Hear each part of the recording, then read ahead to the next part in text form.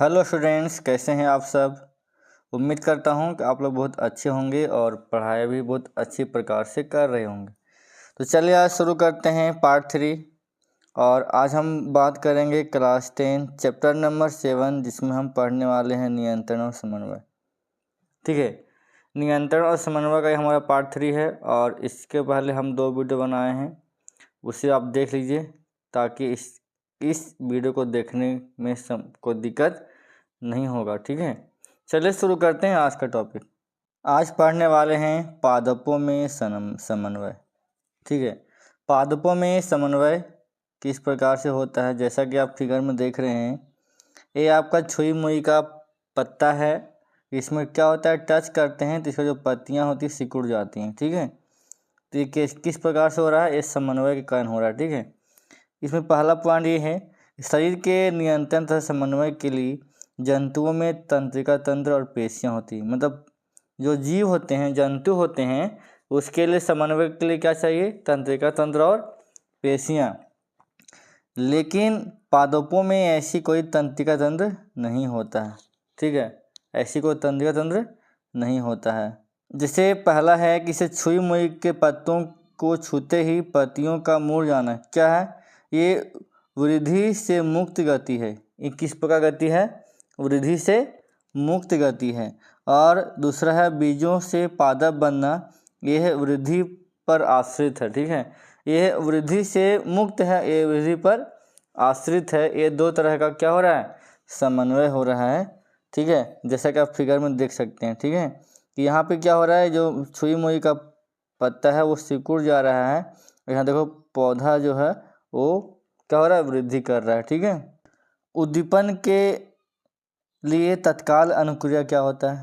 पहला है, समझते हैं, वृद्धि से मुक्त गति। यह छुई मुई पादप का एक उदाहरण ले लो तो हम पाते हैं कि पौधों को जिस बिंदु पर टच किया जाता है वो और जिस बिंदु को छुआ जाता है दोनों अलग अलग भाग होते हैं। और जहाँ टच करते हैं या जहाँ छुआ जाता है दोनों क्या है, अलग अलग भाग हैं। अर्थात पादपों में स्पर्श होने की सूचना का संचार होता है। जैसे मान लो पादप में टच की तो उसको फील होता है। ठीक है, आभास होता है कि टच हो रहा है। ठीक है, पादप सूचनाओं को एक कोशिका से दूसरी कोशिका तक संचारित करने के लिए विद्युत रसायन का उपयोग करते हैं। किस प्रकार का रसायन करते हैं, विद्युत रसायन का प्रयोग करते हैं। अंत में पादप कोशिका गति करने के लिए जल की मात्रा में क्या करता है, परिवर्तन करता है, जिस कारण से छुई मुई का जो पादप है, जो पत्ता है, वो क्या होता है, सिकुड़। परिणाम स्वरूप फूलने या सिकुड़ने में क्या होता है, आकार बदल जाता है। समझ में आया। समझते हैं वृद्धि पर आश्रित गति क्या है। सिर्फ प्रतान समझते हैं। प्रतान मैंने आप देखे होंगे कि खेतों में इस प्रकार का एक फिगर होता है पौधा में, लहर टाइप में, जो किसी के सहारे चढ़ जाता है। ठीक है, आप फिगर को समझ सकते हैं। अब देखिए, मान लीजिए घर का सीन है, एक उसमें क्या किया गया है, एक लकड़ी को गाड़ दिया गया। देखो पौधे के जो प्रतान है वो क्या हो रहा है, धीरे धीरे क्या होता है।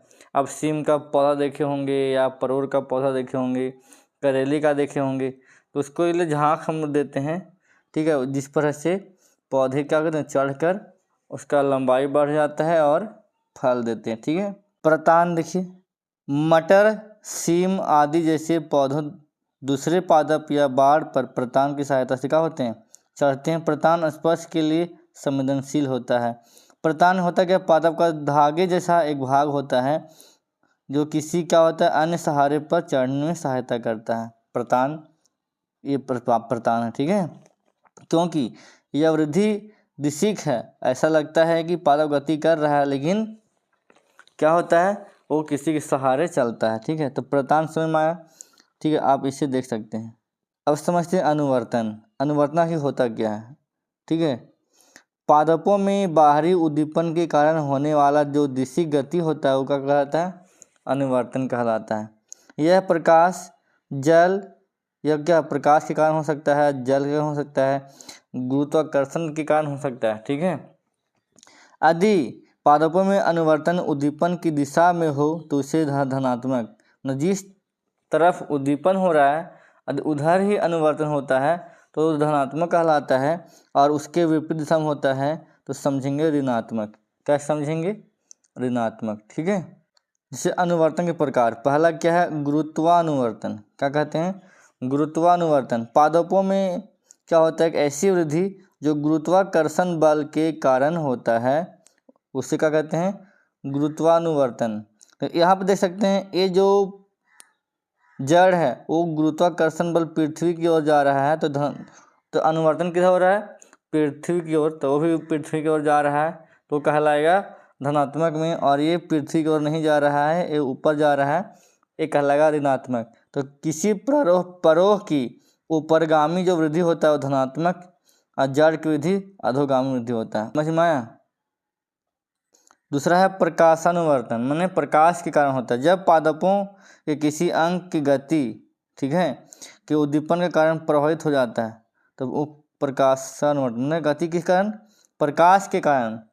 यह आप फिगर देख सकते हैं कि जिधर प्रकाश का लाइट आ रहा है, सूर्य का लाइट आ रहा है, सूर्य का जो पौधा है उधर ही मुड़ गया है।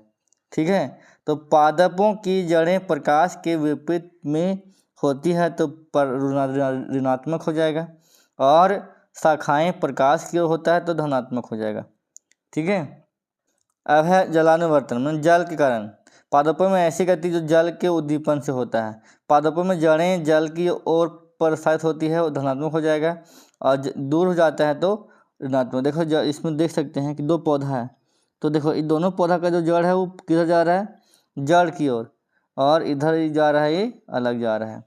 तो जल के कारण उद्दीपन जो होता है वो कहलाता है जलानुवर्तन। ठीक है। अब है क्या है?